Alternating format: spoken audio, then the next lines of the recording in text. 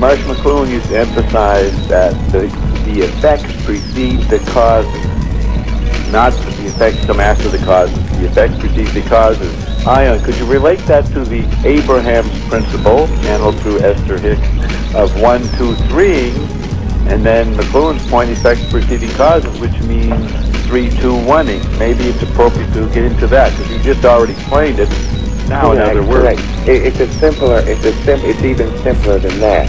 We were completing in the process of what's the fastest path to your joy. And that question is asked from where you are. See, humans take themselves most everywhere they go. They rarely don't. Most everywhere they go, they are. Okay? So you are where you are, and that's okay. So you can be the head of all, or you can be the least in the kingdom. And you're just as powerful a creator.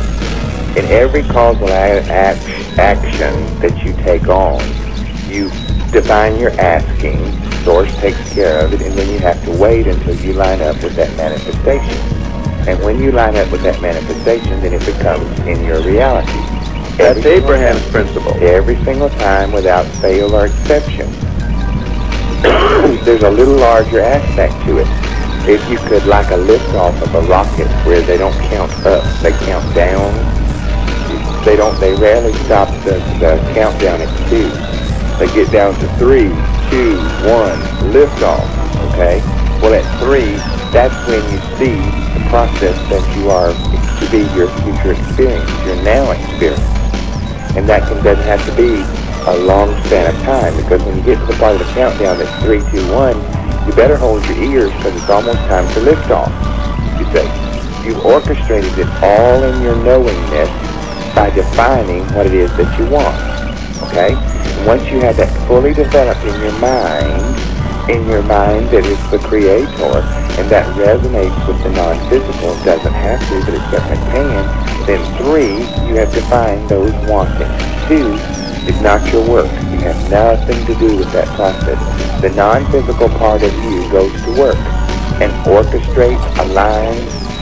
It makes the man in the truck with the wrench to change the tire, that comes to change the tire, that happens at the very same time that your tire goes flat, and you have that interaction, and it's meaningful, and you're thankful that they were there, because you'd have been stuck because you didn't have your charger for your cell phone, so it's already out, and you're 100 miles from nowhere, and you didn't know what you would have done otherwise. When the solution shows up the same time the problem does, then you're on the right path. So we went down that path just to sort of set that order, but coming back very simply with everything, too, is when Source works out the details.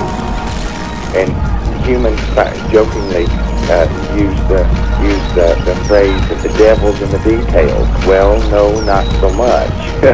It's actually in the defining process. Then you get down to 1. 1, they've already ignited the engine, you see, at that point. 1 has a causal effect on your asking. Your asking.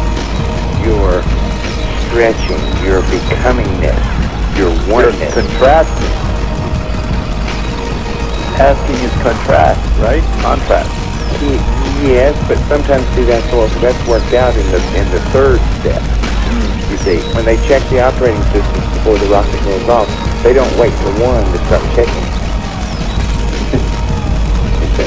So then, what happens when you get to 1, and if that has a causal effect on your asking, then that sets off the liftoff.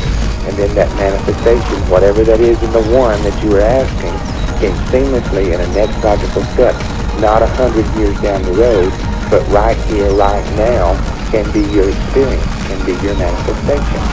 And that can be anything. It can be everything. So the effect of what you create shows up even before the apparent cause of it. Every single time.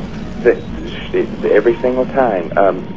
Specifically, time is a funny thing, because, see, you humans created it. Oh, wait, you humans created everything, so it's no surprise that you indeed invented time.